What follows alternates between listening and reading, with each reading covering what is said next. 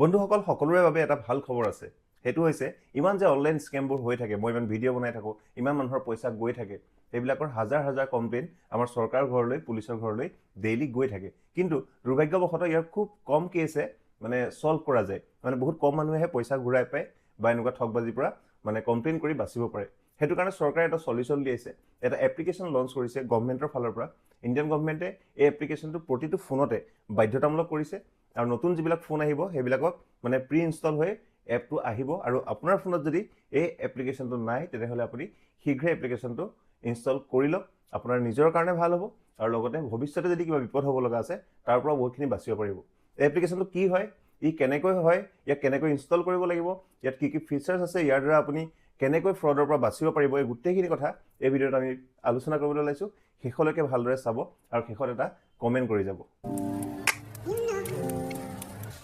government of ইণ্ডিয়াৰ এই এপটোৰ নাম হৈছে সংসাৰ সাথী এপ এই এপটো আমাৰ ফোনত বাধ্যতামূলক এটো কাৰণে কৰা হৈছে যাতে আমি এই বিপদবিলাকৰ পৰা অনলাইন স্কেম বিলাকৰ পৰা যিমান পাৰো বাচিব পাৰো এই বাতৰিটো যেতিয়া বাহিৰলৈ ওলালে বহুত মানুহে ক'ব খুজিছে যে ইয়াৰ দ্বাৰা আমাৰ প্ৰাইভেচি কম্প্ৰমাইজ হৈছে মানে আমাৰ ভিতৰৰ কথাবিলাক চৰকাৰে গম পাই থাকিব বা আমাৰ কিছুমান ডেটা তেওঁলোকৰ ওচৰত গৈ থাকিব বা আমি মানে এপটো আমাক বেছি বাধ্যতামূলক কৰি দিছে আমি ডিলিট কৰিব নোৱাৰো কিন্তু মই আপোনালোকক এটা কথা কৈ দিওঁ তেনেকুৱা কোনো ধৰণৰ কথা নাই আমি যিবিলাক পাৰমিশন এই এপটোক দিব লাগে মই ধুনীয়াকৈ গোটেইখিনি দেখুৱাই দিম সেইখিনি পাৰমিশন আমি হোৱাটছএপকো দি থৈছো আমি ইভেন ইনষ্টাগ্ৰামক ফেচবুককো দি থৈছো আৰু সেইখিনি দিলেহে সেই এপটোৱে কাম কৰিব পাৰিব সেই এপটোৱে আপোনাক বচাব পাৰিব গতিকে তেনেকুৱা চিন্তা কৰিবলৈ কোনো কথা নাই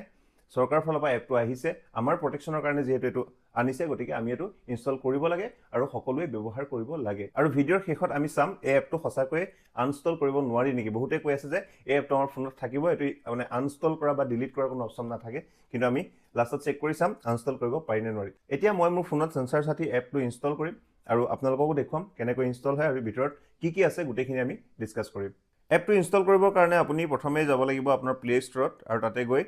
সাৰ্চ কৰিব লাগিব সংসাৰ সাথী এপ দেখিছে এটো সংসাৰ সাথী এপটো আহি গৈছে ইয়াত আপুনি ইনষ্টল টিপি দিলে এপটো ইনষ্টল হোৱা আৰম্ভ হ'ব আৰু এনেদৰে আপোনাৰ ফোনতে ইনষ্টল হৈ যাব এতিয়া আমি এটো ওপেন কৰিম ওপেন কৰিলে এনেকৈ লোগোটো হতে আহিব সংসাৰ সাথী ইয়াৰ পিছত ল্যাঙ্গুৱেজ সিলেক্ট কৰিব দিছে ল্যাঙ্গুৱেজ সিলেক্ট কৰাৰ পিছতে আপোনাৰ এটা এনেকৈ ডিটেইলছ খিনি আহি যাব আৰু তাৰ পাছতে আমি এক্সপ্লোৰ যাবলৈ সাক্ষু বুলি এটা বস্তু আছে যেটো মানে এটা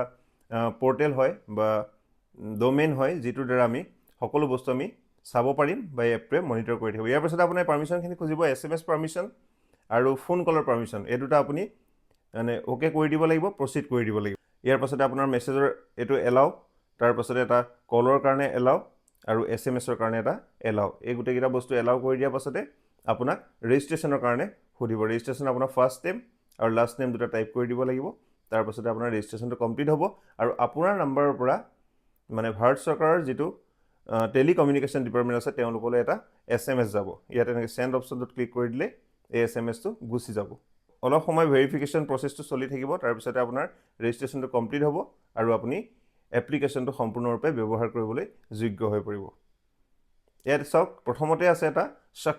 সাক্ষুটো যদি খুলি দিয়ে ইয়াৰ ভিতৰত আপুনি যিকোনো সাসপেক্টেড ফ্ৰড মানে আপোনাৰ যদি কিবা ফোন আহিছে আপোনাক যদি কোনোবাই মানে ফ্ৰড কৰিবলৈ ট্ৰাই কৰিছে তাৰ যিবিলাক কমপ্লেইন আগতে আমি যেনেকৈ বেলেগ এটা এপ্লিকেশনত গৈ বা বেলেগ এটা পোৰ্টেলত গৈ কৰিব লাগিছিল হেতু প্ৰয়োজন নাই এই এপটোৰ ভিতৰত আপুনি ধুনীয়াকৈ এই কমপ্লেইন বিলাক ৰেজিষ্টাৰ কৰিব পাৰিব দ্বিতীয়তে আছে block your lost or stolen mobile handset মানে আপোনাৰ যদি ফোন হেৰায় তেতিয়া ডাইৰেক্ট কমপ্লেইনটো ইয়াতে কৰিব পাৰিব আনব্লক কৰিব পাৰিব যদি ফোনটো পোৱাৰ পিছত ৰিকুৱেষ্ট ষ্টেটাস মানে আপোনাৰ ফোনটো হেৰালে কি হৈ আছে কিনে চাব পাৰিব থাৰ্ডৰ আহিলে no mobile connection in your name মানে আপোনাৰ আধাৰ কাৰ্ডখন দি কিমানটা ফোন নাম্বাৰ এক্টিভ হৈ আছে হেতু আপুনি ইয়াতে চাব পাৰিব আৰু যদি আপোনাৰ নাম্বাৰ যদি নাই বেলেগ কোনোবাই যদি কৰি থৈছে হেতু ইয়াৰ পৰা ৰিমুভ কৰাব পাৰিব তৃতীয়তে জেনুইননেছ অফ ইয়োৰ মোবাইল হ্যান্ডসেট মানে আপুনি যদি মোবাইলটা কিনিছে মোবাইলটো চুৰি হোৱা নেকি কিবা নেকি হেতু IMEI নাম্বাৰটো দি আপুনি চেক কৰিব পাৰিব আৰু চতুৰ্থতে ইনকামিং ইন্টাৰনেশ্যনেল কল যদি আহিছে কোৱাৰ পৰা যদি আপোনাৰ বাহিৰৰ পৰা কল আহিছে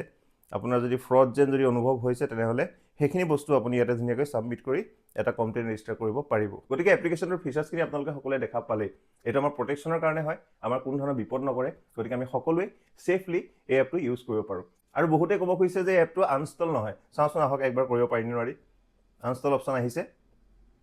হয় এটো ধুনীয়াকৈ আনষ্টল হয় গতিকে তেনেকুৱা ধৰণৰ কোনো কথা নাই আপোনাক চৰকাৰে এটা এপ দিছে আপোনাৰ প্ৰটেকচনৰ কাৰণে এটো আপুনি ব্যৱহাৰ কৰে ব্যৱহাৰ নকৰে হেতু আপোনাৰ নিজৰ কথা আপুনি পাৰমিশনখিনি যদি দি দিয়াৰ পাছত আপুনি ব্যৱহাৰ কৰিলে হে আপোনাৰ নিজৰ সেফটি আৰু নিজৰ প্ৰটেকচনৰ কাৰণে হয় গতিকে সেন্সাৰ সাথী এপটো ইনষ্টল কৰি লওক আৰু নিজক আৰু নিজৰ পৰিয়ালক এনেকুৱা অনলাইন ডিজিটেল ফ্ৰডবিলাকৰ পৰা বচাওক লগতে ভিডিঅ'টো যদি ইম্পৰ্টেণ্ট বুলি ভাবিছে এটা শ্বেয়াৰ কৰি দিব আৰু কমেণ্ট কৰি জনাব এই কথাটো আপুনি আগতে জানিছিল নে নাই আজিলৈ আহিছোঁ ধন্যবাদ